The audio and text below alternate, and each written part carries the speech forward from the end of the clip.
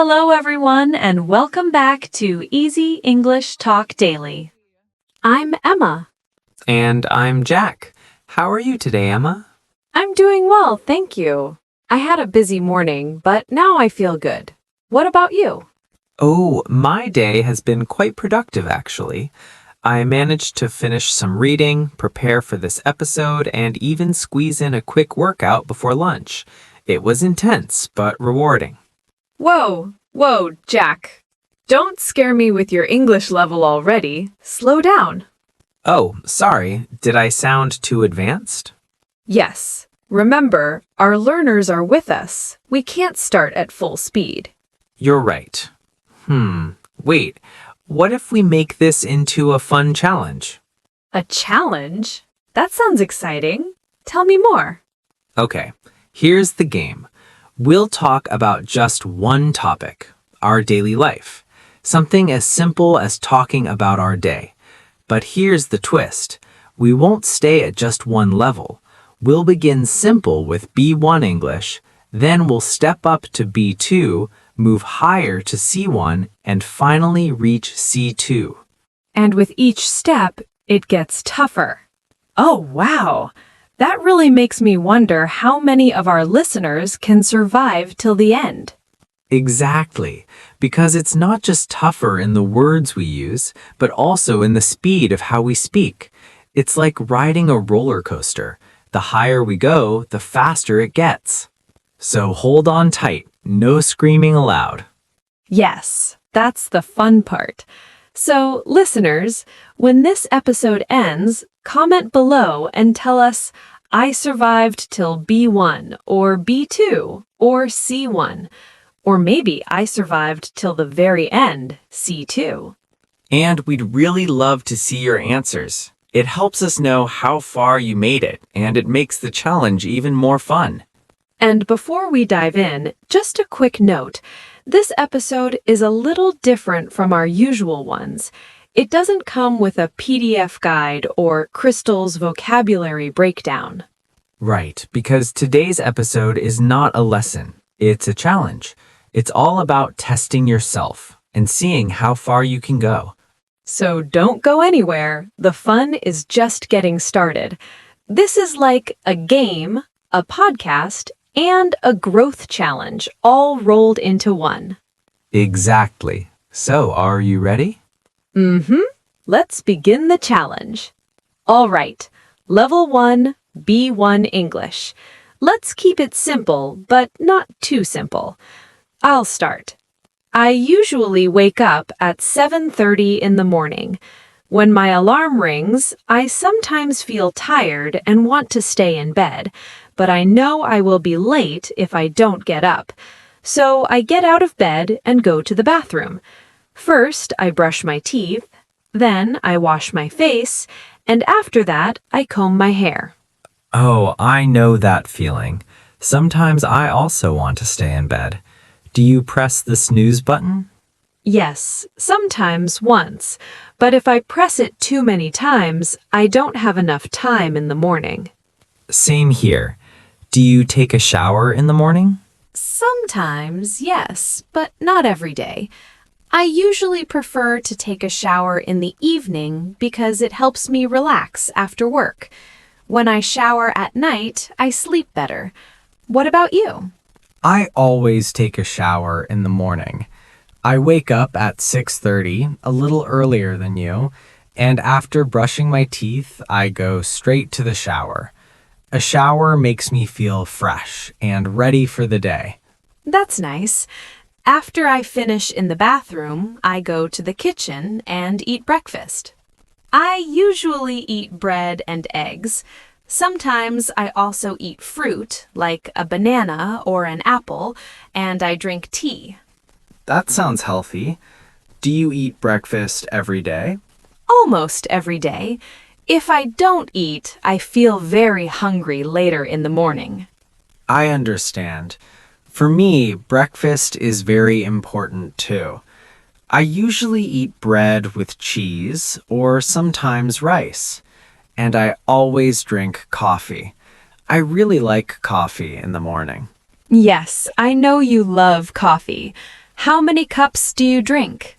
Usually 1 cup, but if I feel very sleepy, I drink 2. Coffee gives me energy. Without coffee, it's hard for me to start working. No, Jack. Without coffee, that would be a problem. Yes, that's true. So after breakfast, I get ready for work. I put on my clothes, take my bag, and drive to the office. My office is close, so it only takes about 20 minutes by car. Sometimes I listen to music, and sometimes I listen to English podcasts while driving. That's a great idea, practicing English in the car. For me, it's different. I go to work by bus. My office is not very far, but the bus ride takes around 30 minutes. Sometimes I sit, but if the bus is full, I stand. On the bus, I usually listen to music or I look out of the window and relax. That sounds nice. Do you ever meet people from the office on the bus? Yes, sometimes. Last week, I saw Sarah on the bus. She was reading a book and didn't see me at first. That's so Sarah, always reading. Yes, and when I arrive at the office, I say hello to my team. Then I sit at my desk and check my emails. There are always many emails waiting. Same for me. When I arrive, I sit at my desk, open my laptop, and check emails first. After that, I read messages from my team and make a simple plan for the day. Very good. I also start with emails. After that, I write reports, and sometimes I have a short meeting with the team in the morning. Morning meetings. They can be busy, but also helpful. Yes, sometimes busy, but I don't mind. So that was our morning and work routine in B1 English. Wake up, wash, eat, travel, check emails, talk to coworkers. And that's the end of Level 1, B1 English. So, did you survive level 1? If yes, good job. Stay with us because the next level, B2, will be a little harder. Welcome to level 2, B2 English. Now the sentences will be a little longer and will give more details. Let's talk about our afternoons. Good idea. In the afternoon, I usually have lunch at the office cafeteria. I often eat with my team because it's nice to take a break together and talk about something other than work. Sometimes we discuss movies or weekend plans, which makes the atmosphere more friendly. After lunch, however, I often feel a little sleepy, especially if I eat rice or pasta. That heavy food makes me feel slow. To fight this, I try to drink some water or go for a short walk because it helps me stay focused on my tasks. That happens to me too. After lunch, I sometimes feel low energy and it's difficult to concentrate. To avoid that, I usually prefer to eat something light, like a salad or a sandwich. It helps me stay awake in the afternoon. And honestly, I don't like feeling sleepy when I still have important work to finish. Do you eat in the cafeteria too? Not always. Sometimes I eat there with the team, but often I bring food from home because I think it's healthier and also cheaper. When I bring my own lunch, I know exactly what I'm eating and I don't have to wait in line. That makes sense. For me, afternoons are usually busy. I often have meetings with my team, and sometimes the meetings are long. After that, I feel both tired and satisfied because at least we finish important work. I don't like long meetings, but they are useful for solving problems. Yes, afternoons can be busy for me as well. I usually work on coding tasks, and sometimes I have a lot to do. When that happens, I try to make a small list of things I want to finish before the evening. Making a list helps me stay organized, and I feel motivated when I can cross things off one by one. That's a good idea. Do you sometimes get distracted? Oh, yes, many times. Sometimes I check my phone or a coworker comes to talk to me. After that, it's hard to focus again. Sometimes I even forget what I was doing. I know what you mean. Distractions are everywhere. When I get distracted, I usually put on my headphones and listen to calm music. That helps me stay focused and block the office noise. If I don't do that, I lose too much time. That's a nice strategy. Music can really help. I sometimes listen to soft music too, but I also like to take short breaks. When I walk around for 5 minutes, I come back with more energy.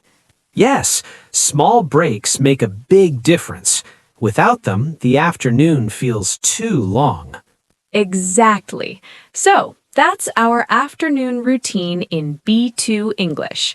We talked about lunch, meetings, work, distractions, and even strategies to stay focused. And we also shared how we feel in the afternoon.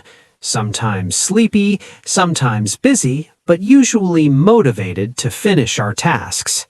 So, did you survive level 2? If yes, wow, you made it this far. Welcome to the advanced zone. From here on, we'll speak faster, add idioms, and dive into deeper ideas. Many learners give up at this stage, but not you, right? Stay sharp. Let's see if you can survive C1. All right, now the challenge steps up. At this level, you'll hear more complex sentences, natural expressions, and deeper reflections. Let's talk about how we usually spend our evenings. Sounds good. In the evening, after finishing work, I often feel mentally drained, but I try not to collapse straight onto the sofa. Instead, I usually push myself to go for a walk or sometimes to the gym. It's amazing how exercise, even a short session, helps me recharge both my body and my mind. You know the saying, a healthy body supports a healthy mind. After that, I have dinner, which usually feels like the reward for getting through the day. That's true. Exercise can change your mood completely. For me, evenings are mostly family time. I drive home from the office, and to be honest, traffic is often heavy and stressful. However, the moment I reach home and see my family, that stress just melts away. We have dinner together, and I think that simple act of eating with loved ones is one of the best ways to relax after a busy day. Absolutely. Sharing dinner can be very comforting. What do you usually do after dinner? I often read. Reading helps me unwind, and sometimes I get so absorbed in the story that I forget about the time. Time really flies when I'm enjoying a good book. On some evenings, I also write in my journal. I reflect on my day, what went well, what I could have done better, and what I want to focus on tomorrow. It's almost like having a conversation with myself, and it helps me stay on track with my long-term goals. That's an excellent habit. I'd sometimes do that too, but not regularly. When I take time to reflect, I realize that even small achievements matter. Sometimes I write down 3 things I'm grateful for, and it shifts my perspective from stress to appreciation. I love that idea. It's true. Gratitude can completely change how you see the day. And I agree with you. Evenings aren't only about rest, they're also about preparation. If I don't plan my evening well, for example, if I stay up too late scrolling on my phone, then the next morning feels unproductive and rushed. Yes, I know exactly what you mean. That's why I try to call it a day at the right time. If I keep working into the late evening, I feel like I'm burning the candle at both ends, and then I lose energy for the next day. But when I stop at a reasonable hour, I can start the next morning with fresh energy and clear focus. That's a great point. It's about balance. Sometimes people think being busy all the time is good, but in reality, if you don't rest properly, you lose both quality and motivation. Exactly. For me, evenings are like the bridge between work and rest, a chance to slow down, reflect, and prepare for the future. Without that bridge, I would feel like every day just blurs into the next. That's beautifully said. So, this was our evening routine in C1 English. We talked about exercise, family, reading, journaling, gratitude, and even balance. And you probably noticed that our sentences are longer. We used idioms, and the conversation included more abstract thoughts. So, did you survive level 3? If yes, that's incredible. You're still standing. You should be proud. Most people stopped before this point, but you kept going. And now the moment of truth. You've made it all the way to the ultimate test, level C2. From here, the training wheels are off. We'll speak at natural speed, dive into abstract ideas, and have the kind of conversation that native speakers enjoy every day. This is the final boss level. Very few learners survive until the end. If you're still with us now, you're already extraordinary. But here's the real question. Can you keep up when the language gets as fast and as natural as life itself? Let's find out together. Welcome to Level 4, C2 English. This is the summit of the challenge. If you're here, congratulations! You've reached the highest point. At this level, the language will sound more natural, more intricate, and yes, a little philosophical. So, listen closely, stay sharp, and challenge yourself to hold on until the very end. If you can survive C2, you're already standing shoulder to shoulder with advanced English speakers around the world. At this stage, we're not just talking about daily actions, we're exploring what they signify. For instance, when I reflect on my evenings, I realize that the repeated choices I make, exercising, reading, preparing for the next day, gradually weave themselves into the fabric of my identity. It isn't only what I do each night, but who I am quietly becoming because of those actions. That's beautifully said.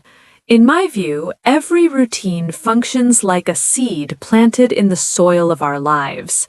At first, the seed appears small, almost invisible, but over time it grows into a tree that shapes the landscape of our future. If my evenings are spent scrolling aimlessly on my phone, then I am planting seeds of distraction.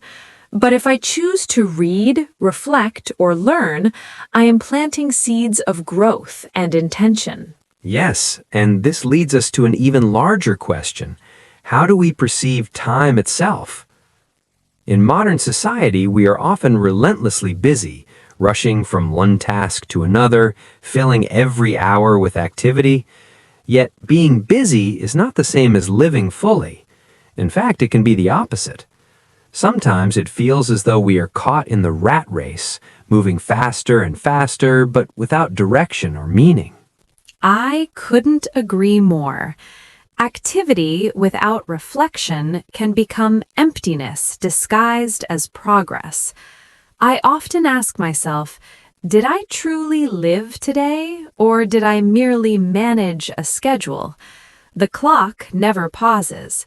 Time slips through our fingers like sand, whether we notice it or not. The tragedy is not that time passes, but that we fail to give it depth and significance. Precisely. That is why I believe reflection is not a luxury, but a necessity. Without it, days blur together into a meaningless cycle. But when we pause to consider what we've done and why, we add layers of meaning to the hours we've already spent. We transform ordinary routines into deliberate rituals that shape our character. And that is the essence of a day well lived. Night is not simply the end of a cycle, it is an invitation to pause, to step back, and to recognize that our routines are never neutral.